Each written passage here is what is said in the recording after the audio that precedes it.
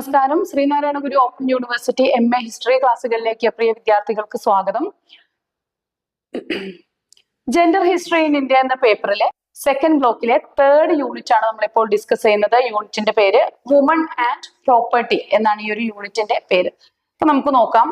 അതായത് ഇവിടെ നമ്മൾ പഠിക്കുന്നത് സ്ത്രീകളും അവരുടെ സ്വത്തവകാശം, അവര് സ്വത്ത് ഹോൾഡ് ചെയ്യുന്ന സിറ്റുവേഷൻസ്, അതിൽ വന്ന മാറ്റങ്ങള്, അവരുടെ പൊതുവായിട്ടുള്ള ഒരു സാമൂഹ്യ സ്ഥാനം, പൊസിഷൻ, ഇത്രയും കാര്യങ്ങളാണ് നമ്മളിവിടെ ഡിസ്കസ് ചെയ്യുന്നത്. അപ്പൊ ആദ്യമായിട്ട് നമ്മൾ ഡിസ്കസ് ചെയ്യുന്ന പോയിന്റ് വുമൺ ഡോണേഴ്സ് എന്ന ഒരു പോയിന്റ് ആണ് നമുക്ക് നമ്മുടെ ടെക്സ്റ്റിൽ ആദ്യമായിട്ട് ഡിസ്കസ് ചെയ്യാനുള്ളത്. അതായത് ഇത് നമുക്ക് സ്ത്രീ ദാതാക്കൾ എന്ന് മലയാളീകരിച്ച് പറയാനായിട്ട് സാധിക്കും. അപ്പോ ഈ സ്ത്രീ ദാതാക്കൾ എന്നത് അതിന്റെ ആ ഒരു പദത്തിന്റെ അർത്ഥം വുമൺ ഡോണർ എന്ന് പറയുമ്പോൾ ഡൊണേറ്റ് ചെയ്യുക എന്ന് പറഞ്ഞാൽ എന്താണ്? സംഭാവന നൽകുക എന്നുള്ളതാണല്ലോ. സോ ബുദ്ധവിഹാരങ്ങൾക്കും ജൈന മഠങ്ങൾക്കും ക്ഷേത്രങ്ങൾക്കും വിദ്യാഭ്യാസ സ്ഥാപനങ്ങൾക്കും അതുപോലെ പൊതുസ്ഥാപനങ്ങള് ഇതിന്റെയൊക്കെ വികസനത്തിന് വേണ്ടിയിട്ട് ഭൂമിയും ആഭരണങ്ങളും ഒക്കെ ദാനം ചെയ്ത സ്ത്രീകളെ കുറിച്ചാണ് നമ്മൾ ഈ വുമൺ ഡോണേഴ്സ് എന്ന് പൊതുവെ പറയാറുള്ളത്. അപ്പോൾ ഇന്ത്യൻ ചരിത്രത്തില് വലിയ രാജ്ഞിമാരും അതുപോലെ പ്രഭു കുടുംബങ്ങളിലെ സ്ത്രീകളും ഒക്കെ തന്നെ ഇത്തരം ദാനങ്ങൾ നടത്തിയിട്ടുള്ള വുമൺ ഡോണേഴ്സ് ആയിട്ട് പരിഗണിക്കപ്പെടുന്നുണ്ട്. എന്നാൽ ഇവർ മാത്രമല്ല, സാധാരണ സ്ത്രീകൾക്കും ഈ മേഖലയിൽ അവർ അവരുടേതായ കോൺട്രിബ്യൂഷൻസ് ഒക്കെ നടത്തിയിട്ടുണ്ട്. അപ്പൊ നമ്മൾ അതിന്റെ കാര്യങ്ങളാണ് നമ്മൾ ഈ ഒരു യൂണിറ്റിൽ പഠിക്കുന്നത്, ഈ ഒരു ഭാഗത്ത് മെയിൻ ആയിട്ട് പഠിക്കുന്നത്. പിന്നെ പൊതുവായിട്ട് സ്ത്രീകളുടെ സാമ്പത്തിക സ്ഥിതി, അതിനെ കുറിച്ചാണ് നമ്മൾ പഠിക്കുന്നത്.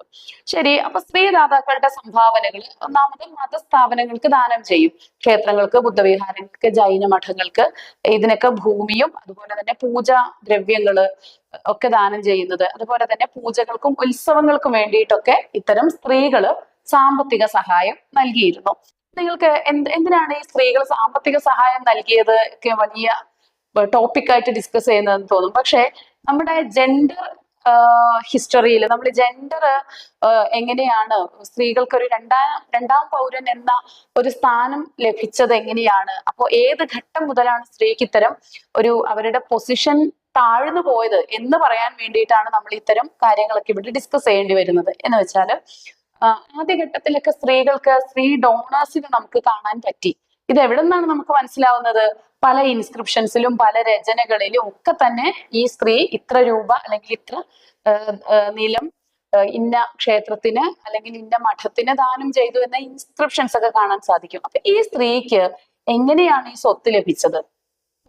അല്ലെങ്കിൽ ഈ സ്ത്രീക്ക് ഈ സ്വത്തിന്റെ മേലുള്ള അധികാരം, അത് ക്രയവിക്രയം ചെയ്യുന്നതിനുള്ള അവകാശവും അധികാരവും ഒക്കെ എങ്ങനെയാണ് കിട്ടുന്നത്? അപ്പോ അന്ന് സ്ത്രീകളുടെ നില എങ്ങനെയായിരുന്നു? സ്ത്രീകൾക്ക് പൊതുവെ സമൂഹത്തിൽ മോശമല്ലാത്ത സ്ഥാനം ഉണ്ടായിരുന്നു ഇങ്ങനെയൊക്കെയുള്ള കാര്യങ്ങൾ നമുക്ക് അവിടെ നിന്ന് മനസ്സിലാക്കാനായിട്ട് സാധിക്കും. അപ്പൊ അതുകൊണ്ടാണ് നമ്മൾ ഇങ്ങനെ ഒരു പോയിന്റ് ഇവിടെ ഡിസ്കസ് ചെയ്യുന്നത്. ശരി, ഇനി നിർമ്മാണ പ്രവർത്തനങ്ങൾ, അതായത് ക്ഷേത്രങ്ങളുടെയും സ്തൂപങ്ങളുടെയും കിണറുകളുടെയും കുളങ്ങളുടെയും ഒക്കെ നിർമ്മാണത്തിനും വേണ്ടിയിട്ട് ഈ വിശ്രമ മന്ദിരങ്ങളൊക്കെ ഉണ്ടാക്കും അല്ലെ, പൊതു നന്മയ്ക്ക് വേണ്ടിയിട്ടുള്ള ഇത്തരം കാര്യങ്ങളുടെ നിർമ്മാണത്തിന് വേണ്ടിയിട്ടും സ്ത്രീകള് സഹായം നൽകിയിരുന്നു. അപ്പൊ ശിലാലിഖിതങ്ങളിലൊക്കെ സ്ത്രീകൾ ഇത്തരം ദാനം ചെയ്തതിനെ പറ്റിയുള്ള വിശദാംശങ്ങൾ നമുക്ക് കാണാനായിട്ട് സാധിക്കും. ഇനി കലയും സംസ്കാരവും പരിപോഷിപ്പിക്കുന്നതിന് വേണ്ടിയിട്ടൊക്കെ ക്ഷേത്രങ്ങളിലെയൊക്കെ കലാപരമായ പ്രവൃത്തികൾക്കൊക്കെ സ്ത്രീകൾ ഇതുപോലെ സംഭാവന നൽകിയിട്ടുണ്ട്. ഇനി ഈ സ്ത്രീ ദാതാക്കളുടെ പ്രാധാന്യം എന്താണെന്നാണ് ഇനി നമുക്ക് പോയിന്റ് ഡിസ്കസ് ചെയ്യാനുള്ളത്. ഇത് ഞാൻ ഓൾറെഡി നിങ്ങളോട് പറഞ്ഞു. മുൻകൂട്ടി ഞാൻ പറയാനുള്ള റീസൺ എന്ന് പറയുന്നത്, നിങ്ങൾ വെറുതെ ഇത്തരം ഭാഗങ്ങൾ കേട്ടുകൊണ്ടിരിക്കുമ്പോൾ ഇത് എന്തിനാണ് പറയുന്നത് എന്ന് അറിയണ്ടേ. അപ്പൊ ഞാൻ ടെക്സ്റ്റ് ബുക്കിലെ ഓർഡറിന് വിരുദ്ധമായിട്ട് ഈ ഒരു പോയിന്റ് ആദ്യം നിങ്ങളോട് പറഞ്ഞു എന്നേ ഉള്ളൂ.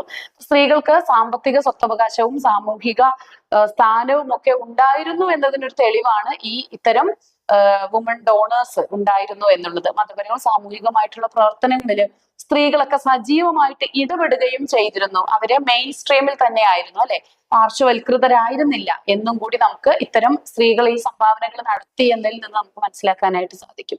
അതുപോലെ സ്ത്രീകൾക്ക് നല്ല സാമ്പത്തിക സ്വാതന്ത്ര്യം ഉണ്ടായിരുന്നു എന്ന് നമുക്ക് ഇതിൽ നിന്ന് മനസ്സിലാക്കാനായിട്ട് സാധിക്കും. അപ്പൊ സ്ത്രീകള് കുടുംബപരമായിട്ടുള്ള പ്രധാനമായിട്ടുള്ള ചുമതലകളിൽ മാത്രം ഒന്നും ഒതുങ്ങി നിന്നവരായിരുന്നില്ല. സാമ്പത്തിക വിഭവങ്ങൾ കൈകാര്യം ചെയ്യാനും ദാനധർമ്മങ്ങളൊക്കെ സ്വന്തം ഇഷ്ടപ്രകാരം നടത്താനും ഇതിനൊക്കെ കഴിവുള്ള സാമൂഹിക മേഖലയിലൊക്കെ ഇടപെടാൻ ശേഷിയുള്ളവരായിരുന്നു ആ ഒരു ഘട്ടത്തിലെ സ്ത്രീകൾ. ഇനി ഒരു ഘട്ടം കഴിഞ്ഞപ്പോഴത്തേക്ക് ഈ സാഹചര്യങ്ങൾ, സ്ഥിതിഗതികളൊക്കെ മാറി മറിഞ്ഞ് വന്നു. പുരാതന ഇന്ത്യയിലെ സ്ത്രീകളുടെ സ്ഥിതിയെക്കുറിച്ചുള്ള ചില ശിലാലിഖിത തെളിവുകൾ ലഭിച്ചിട്ടുണ്ട്. അതായത് inscriptional evidence of the condition of woman in ancient India. നമ്മൾ അടുത്ത് ഡിസ്കസ് ചെയ്യുന്ന ഒരു പോയിന്റ് ഇതാണ്.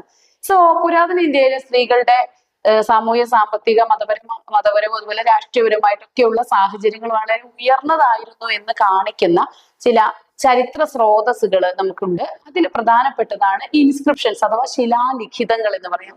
ഇപ്പൊ രാജാക്കന്മാരും രാജ്ഞിമാരും വ്യാപാരികളും സാധാരണ ജനങ്ങളും ഒക്കെ അവരുടെ ദാനങ്ങളെ കുറിച്ചും ഭരണ നടപടികളെ കുറിച്ചും മതപരമായിട്ടുള്ള പ്രവർത്തനങ്ങളെ കുറിച്ചും ഒക്കെ ശിലകളിൽ രേഖപ്പെടുത്തി വെക്കുന്ന കൊത്തിവെക്കുന്ന സാഹചര്യങ്ങൾ ഉണ്ടായിട്ടുണ്ട്. അപ്പോ ഈ സ്ത്രീ ദാതാക്കളെ കുറിച്ച് അല്ലെങ്കിൽ വുമൺ ഡോണേഴ്സിനെ കുറിച്ചുള്ള വിവരങ്ങൾ ലഭിക്കുന്ന നിരവധി ബുദ്ധവിഹാരങ്ങളിലൊക്കെയുള്ള അല്ലെങ്കിൽ ബുദ്ധന്മാരുമായി ബന്ധപ്പെട്ട പല ചരിത്ര രേഖകളിലും നമുക്കത് കാണാനായിട്ട് സാധിച്ചിട്ടുണ്ട്, രേഖപ്പെടുത്തി വെച്ചിട്ടുണ്ട്. ഭൂമിയായിട്ടും ആഭരണങ്ങളായിട്ടും ധനമായിട്ടും കിണറുകളും കുളങ്ങളുമായിട്ടും അതുപോലെ കിണറുകളും കുളങ്ങളും ഒക്കെ കുഴിക്കാനുള്ള സാമ്പത്തിക പിന്തുണയായിട്ടും ഒക്കെ സ്ത്രീകള് ഈ ഒരു മേഖലയിൽ സഹായിച്ചിട്ടുണ്ട്. ഇനി രാജ്ഞിമാരുടെ സ്ഥാനം. രാജ്ഞിമാര് ക്ഷേത്ര നിർമ്മാണത്തിനൊക്കെ മതപരമായിട്ടൊക്കെ ഉള്ള പ്രവർത്തനങ്ങളൊക്കെ നടത്തുന്നതിന് വേണ്ടിയിട്ട് പൊതുഖജനാവിൽ നിന്ന് തന്നെ പണം നീക്കിവെക്കുന്നതായിട്ടും അതിനുവേണ്ട നടപടികൾ സ്വീകരിക്കുന്നതായിട്ടൊക്കെ നമുക്ക് ഇൻസ്ക്രിപ്ഷണൽ എവിഡൻസസ് ലഭിച്ചിട്ടുണ്ട്. ബൗദ്ധ ഭിക്ഷുണിമാരും അതുപോലെ ജൈന സന്യാസിമാരും ഒക്കെ മതജീവിതത്തിൽ വളരെ സജീവമായിരുന്നു എന്നതിനുള്ള തെളിവുകൾ നമുക്ക് ലഭിച്ചിട്ടുണ്ട്. പല ബുദ്ധ ഭിക്ഷുണിമാരുടെയും പേരുകൾ നമുക്കറിയാം.